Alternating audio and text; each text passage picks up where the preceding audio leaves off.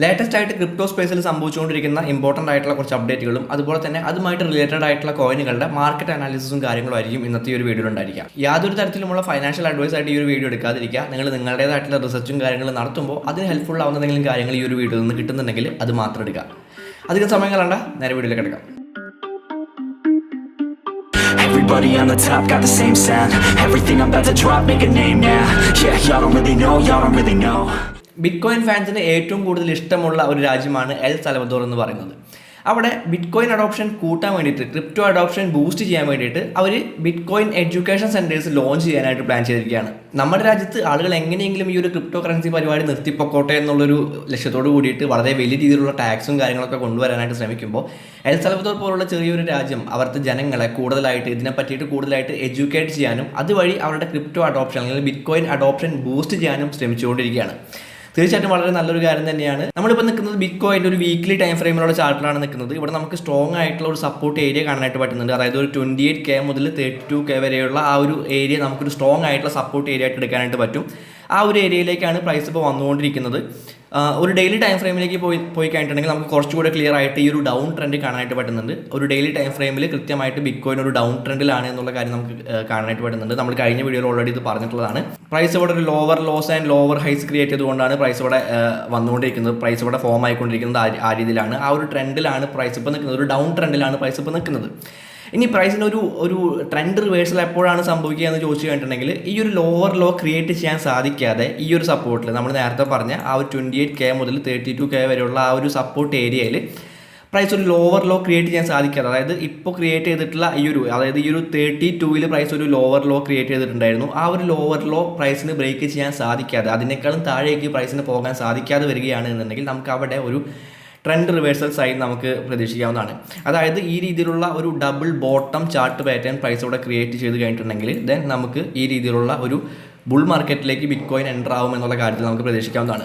ഒരു 4 hour time ഫ്രെയിമിലേക്ക് പോയി കഴിഞ്ഞിട്ടുണ്ടെങ്കിൽ നമ്മൾ കഴിഞ്ഞ വീഡിയോയിൽ പറഞ്ഞ പോലെ തന്നെ നമ്മൾ പറഞ്ഞിരുന്നു ഈ ഒരു ഏരിയയിൽ നിന്ന് പ്രൈസ് താഴേക്ക് വരാനായിട്ട് ചാൻസ് ഉണ്ട്. ആ ഒരു 32K എന്ന് പറയുന്ന ആ ഒരു ഏരിയയിലേക്ക് പ്രൈസ് വരാനായിട്ട് ചാൻസ് ഉണ്ടെന്ന് പറഞ്ഞിട്ട് നമ്മൾ ഈ ഒരു ഏരോ കാര്യങ്ങളൊക്കെ വരച്ചിട്ടുണ്ടായിരുന്നു. അതേ രീതിയിൽ തന്നെ പ്രൈസ് ഈ ഒരു ട്രെൻഡ് ലൈൻ ബ്രേക്ക് ചെയ്യുകയും ദെൻ ഒരു പുൾ ബാക്ക്, ദെൻ അവിടുന്ന് പ്രൈസ് റിജക്ഷൻ സംഭവിച്ചുകൊണ്ട് പ്രൈസ് ഇപ്പോൾ താഴേക്ക് വന്നുകൊണ്ടിരിക്കുകയാണ്. സോ നമുക്ക് ഈ ഒരു 32K വരെയുള്ള ഒരു ഡൗൺ മൂവ്മെൻറ്റ് ഇവിടെ പ്രതീക്ഷിക്കാവുന്നതാണ്. ആ ഒരു ഏരിയ ബ്രേക്ക് ചെയ്ത് താഴേക്ക് പോവുകയാണെന്നുണ്ടെങ്കിൽ നമുക്ക് സ്റ്റിൽ പ്രൈസ് ഈ ഒരു ഡൗൺ ട്രെൻഡിൽ തന്നെ സഞ്ചരിച്ചുകൊണ്ടിരിക്കുകയാണ്. ഒരു ട്രെൻഡ് റിവേഴ്സൽ തൽക്കാലത്തേക്ക് നമുക്ക് ഇപ്പോൾ പ്രതീക്ഷിക്കാനായിട്ട് സാധിക്കില്ല.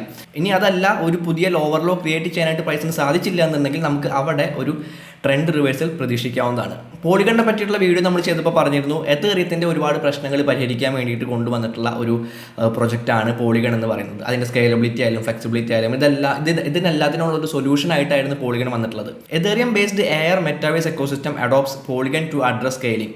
OVR എന്ന് പറയുന്ന NFT ബേസ് ചെയ്തുകൊണ്ടുള്ള ഒരു ഡീസെൻട്രലൈസ്ഡ് ഓഗ്മെന്റഡ് റിയാലിറ്റി പ്രൊജക്റ്റ് എതേറിയത്തിൽ നിന്നും പോളിഗണിലേക്ക് മാറിയിരിക്കുകയാണ്. അവരുടെ സ്കെയിലബിലിറ്റിയും ഫ്ലെക്സിബിലിറ്റിയും ഇൻക്രീസ് ചെയ്യാൻ വേണ്ടിയിട്ട് മാറ്റിക്കിൻ്റെ, അതായത് പോളിഗണിൻ്റെ ലെയർ 2 ചെയിൻ യൂസ്ഫുൾ ആകും എന്നുള്ള കാര്യം കൊണ്ടാണ് അവരിതിൽ നിന്ന് എതേറിയത്തിൽ നിന്ന് മാറിയിട്ട് പോളിഗണിലേക്ക് വന്നിട്ടുള്ളത്. സോ തീർച്ചയായിട്ടും പോളിഗണിനെ ബേസ് ചെയ്തുകൊണ്ട് ഒരുപാട് പോസിറ്റീവായിട്ടുള്ള ന്യൂസുകൾ കഴിഞ്ഞ ദിവസങ്ങളിൽ വന്നുകൊണ്ടിരിക്കുന്നുണ്ട്. തീർച്ചയായിട്ടും വളരെ വലിയൊരു ഗ്രോത്ത് നമുക്ക് പോളിഗണിൽ പ്രതീക്ഷിക്കാവുന്നതാണ്. ഇപ്പോൾ നമ്മൾ നിൽക്കുന്നത് മാറ്റിക്കിൻ്റെ ഒരു വീക്ക്ലി ടൈം ഫ്രെയിമിലുള്ള ഒരു ചാർട്ടിലാണ് നിൽക്കുന്നത്.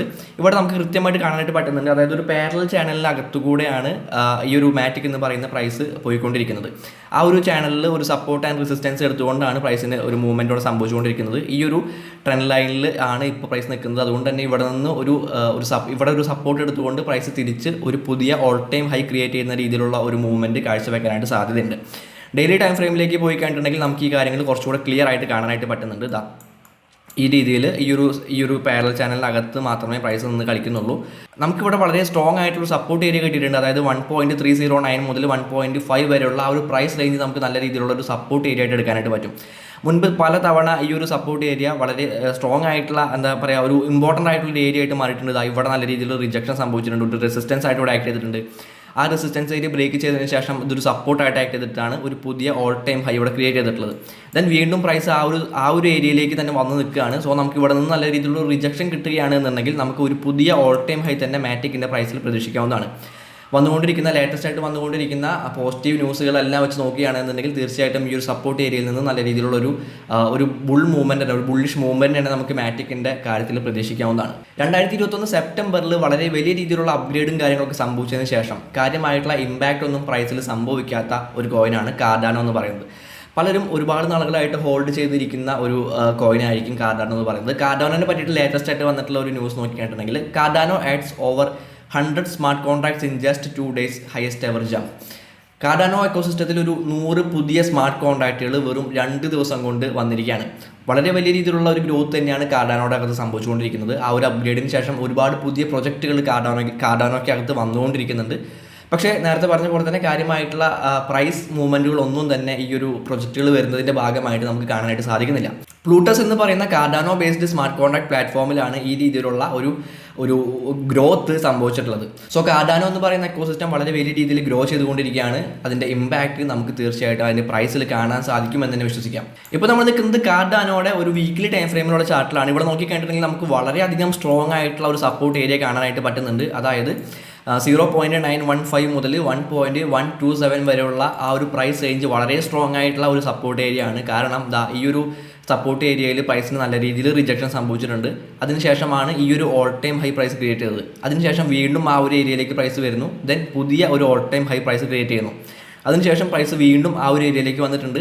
സോ നമുക്ക് ഇനി ഒരു പുതിയ ഓൾ ടൈം ഹൈ ഇവിടെ നിന്ന് പ്രതീക്ഷിക്കാവുന്നതാണ്. കാരണം വളരെ സ്ട്രോങ് ആയിട്ട് സപ്പോർട്ട് ഏരിയ ആണ്. പ്രൈസിനെ ഈ ഒരു സപ്പോർട്ട് ഏരിയയ്ക്ക് താഴേക്ക് പ്രൈസിനെ കൊണ്ടുപോകാനായിട്ട് സെല്ലേഴ്സിന് സാധിക്കുന്നില്ല. അതിന് മാത്രമുള്ള സെല്ലിംഗ് പ്രഷറൊന്നും നമുക്കിവിടെ കിട്ടുന്നില്ല. സോ ഒരു വീക്ക്ലി ക്യാൻഡിൽ ഒരു 1.4 എന്ന് പറയുന്ന പ്രൈസിലൊക്കെ ക്ലോസ് ചെയ്യുകയാണെന്നുണ്ടെങ്കിൽ, ഒരു ഗ്രീൻ ക്യാൻഡിൽ 1.4 എന്ന് പറയുന്ന പ്രൈസിലൊക്കെ ക്ലോസ് ചെയ്യുകയാണ് എന്നുണ്ടെങ്കിൽ നമുക്ക് പിന്നീട് അങ്ങോട്ട് വളരെ വലിയൊരു ഗ്രോത്ത് അല്ലെങ്കിൽ വളരെ വലിയൊരു ബുള്ളിഷ് മൂവ് നമുക്ക് കാർഡാനോയുടെ കാര്യത്തിൽ കാണാനായിട്ട് സാധിക്കുന്നതാണ്. പല വലിയ വലിയ കമ്പനികളും ക്രിപ്റ്റോ സ്പേസിലേക്ക് എൻ്റർ ചെയ്തുകൊണ്ടിരിക്കുന്ന ഒരു സമയമാണ് ഈ ഒരു ബിയർ മാർക്കറ്റ് എന്ന് പറയുന്നത്. Google CEO weighs in on Web3 says he is looking at blockchain ടെക്നോളജിനെ പറ്റിയിട്ടും Web3നെ പറ്റിയിട്ടൊക്കെ വളരെ വിശദമായിട്ട് തന്നെ നിരീക്ഷിച്ചുകൊണ്ടിരിക്കുകയാണ് എന്നാണ് നമ്മുടെ ഗൂഗിൾ CEO ആയിട്ടുള്ള സുന്ദർ പിച്ചൈ പറഞ്ഞിട്ടുള്ളത്. തീർച്ചയായിട്ടും ബ്ലോക്ക് ചെയിനിലേക്കും അതുപോലെ തന്നെ Web3യിലേക്കുമുള്ള ഒരു എൻട്രി നമുക്ക് ഗൂഗിളിൻ്റെ ഭാഗത്തു നിന്നും പ്രതീക്ഷിക്കാവുന്നതാണ്. Web3 ബേസ്ഡ് ടോക്കൺസ് യാതൊരു കാരണവശാലും മിസ്സാക്കാതിരിക്കുക. കാരണം ഫേസ്ബുക്കിൻ്റെ ഒരു മെറ്റ അനൗൺസ്മെൻറ്റിൻ്റെ ഭാഗമായിട്ട് മെറ്റാവേഴ്സ് പ്രൊജക്റ്റുകൾ എത്ര വലിയ രീതിയിലാണ് ഗ്രോ ചെയ്തതെന്നുള്ള കാര്യങ്ങൾ നമുക്കറിയാം. അതുപോലെ തന്നെ ഗൂഗിൾ പോലുള്ള ഇത്രയും വലിയൊരു കമ്പനി Web3യിലേക്ക് അല്ലെങ്കിൽ ബ്ലോക്ക് ചെയിൻ ടെക്നോളജിയിലേക്ക് അല്ലെങ്കിൽ ക്രിപ്റ്റോ സ്പേസിലേക്ക് ഒരു എൻട്രി നടത്തി കഴിഞ്ഞിട്ടുണ്ടെങ്കിൽ തീർച്ചയായിട്ടും Web3 ബേസ്ഡ് ടോക്കൺസ് എല്ലാം തന്നെ മുകളിലെത്തുമെന്നുള്ള കാര്യത്തിൽ സംശയമൊന്നുമില്ല. സോ Web3 എന്താണെന്ന് അറിയാത്തവരുണ്ടെങ്കിൽ നമ്മൾ അതിനെ പറ്റിയിട്ട് ഒരു വീഡിയോ ചെയ്തിട്ടുണ്ട്. തീർച്ചയായിട്ടും ആ വീഡിയോ പോയി കാണുക. അതിൻ്റെ ലിങ്ക് ഇവിടെ കൊടുക്കുന്നുണ്ട്. സോ ഈ ഒരു വീഡിയോ നിങ്ങൾക്ക് നിങ്ങളുടേതായിട്ടുള്ള റിസർച്ചും കാര്യങ്ങളൊക്കെ നടത്തുമ്പോൾ തീർച്ചയായിട്ടും യൂസ്ഫുൾ ആകുമെന്ന് തന്നെ വിശ്വസിക്കുകയാണ്. അങ്ങനെ യൂസ്ഫുൾ ആകുന്നുണ്ടെന്നുണ്ടെങ്കിൽ തീർച്ചയായിട്ടും വീഡിയോ ഒന്ന് ലൈക്ക് ചെയ്യുക. നമ്മുടെ യൂട്യൂബ് അൽഗോരിതത്തിന് കൂടുതൽ ആളുകളിലേക്ക് നമ്മുടെ വീഡിയോ എത്തിച്ചു കൊടുക്കാനായിട്ട് തീർച്ചയായിട്ടും നിങ്ങളുടെ ലൈക്കുകൾ സഹായിക്കുന്നതാണ്. അടുത്തൊരു വീഡിയോ കാണാം.